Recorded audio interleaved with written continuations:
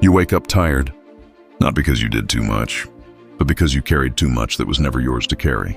Your mind is loud before your feet touch the floor. Old arguments replay. Unfinished conversations echo. Imaginary futures demand your attention. Your energy leaks into places where your hands cannot reach. You call it thinking, but most of it is bleeding. You give power to things that never asked for it. You kneel to memories that cannot change. You bow to fears that have not happened. And quietly, without noticing, you place your life on pause.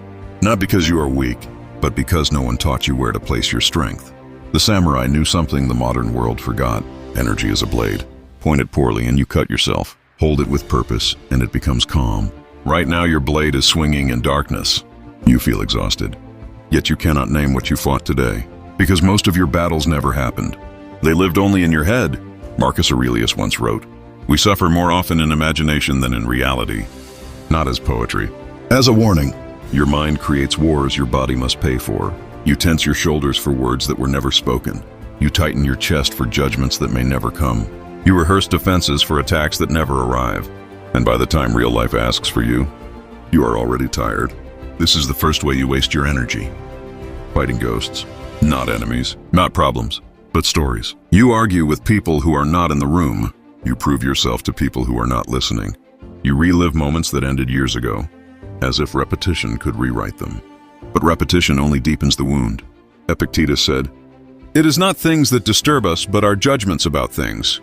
Not the event, the meaning you assign to it, not the loss. The story you told yourself about what it says about you. You are not tired from life. You are tired from interpretation. Your mind is a courtroom that never adjourns. You prosecute yourself. You defend yourself. You sentence yourself every day without rest. The samurai would not waste a single breath on a shadow. They trained to see what is real, what is present, what is in front of the blade.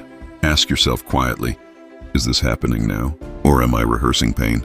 If it is not happening now, it does not deserve your full energy now. Energy is for action, not for anxiety. Strength is for reality, not for imaginary trials. Release the ghost. Lower the sword. Return to the room you are standing in. Feel your breath. Feel your weight. Feel the moment. This is where your life is. Not in the past replaying.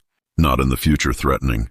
Here and now. The second way you waste your energy is more subtle, more respected, and more destructive. You try to control what was never yours to command. Other people's moods, other people's opinions, other people's choices, other people's timing, other people's understanding. You grip the world with invisible hands and wonder why your fingers ache. You call it caring, but much of it is control wearing a softer name. Seneca warned, "We suffer more by imagination than by reality." And again, when you are dependent on another's approval, you are their slave. Harsh words, but honest. Every time your peace depends on someone else's behavior, you hand them the keys to your inner life. You wait for messages to feel worthy. You wait for validation to feel real. You wait for agreement to feel safe. And while you wait, your energy is suspended in someone else's hands. They may never know. They may never care, but you feel the drain. The samurai did not fight to control the wind. They learned to adjust their stance. Control what is yours. Your breath, your posture, your response, your effort, your values. Release what is not. Their reaction, their understanding, their timing, their approval. Marcus Aurelius wrote, "You have power over your mind and not outside events." Realize this and you will find strength. Not domination, not manipulation, not force. Strength, quiet, unshakable, internal. You do not need to win every argument. You do not need to be understood by everyone. You do not need to correct every misunderstanding. You do not need to carry every emotional weather system that passes through the room. Your energy is not public property. Every time you say yes when your soul says no, you leak power. Every time you explain yourself to someone committed to misunderstanding you, you drain your reserves. Every time you try to manage how others feel about you, you abandon how you feel about yourself. Put the sword back in your own hands. Stand in your values. Act with integrity. Speak with clarity. Then let go of the outcome. Let them think what they will. Let them react how they choose. You are not here to choreograph their inner world. Freedom is expensive. It costs the illusion of control. But peace is cheaper than exhaustion. The third way you waste your energy is the quietest and the most painful. You fight who you are. Instead of refining who you are, you compare your behind the scenes to someone else's highlight reel. You shame your pace. You judge your wounds. You resent your sensitivity. You attack your own nature. You turn inward with a blade. You say, I should be stronger. I should be further. I should be different. And every should becomes a small act of violence. Epictetus said, first say to yourself what you would be, and then do what you have to do. Not hate who you are, not punish who you are, not abandon who you are.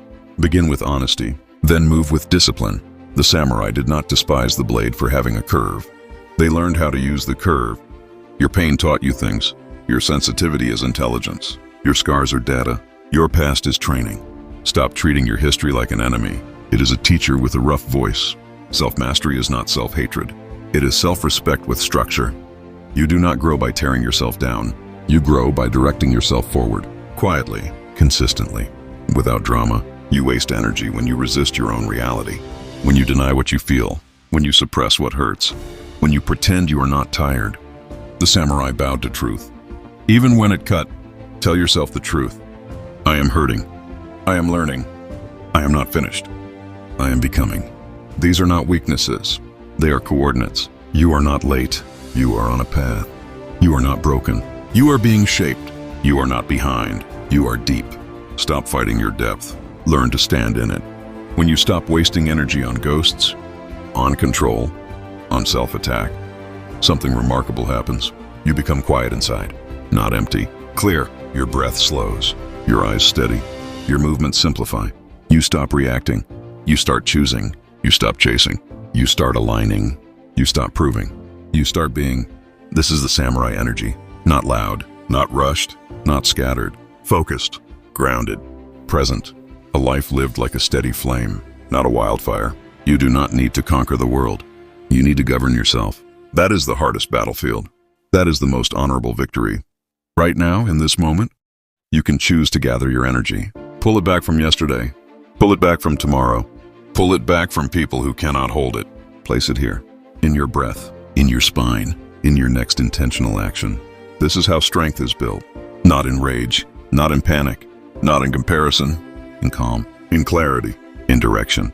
You are not here to be consumed by life. You are here to wield it. And the blade has always been in your hands.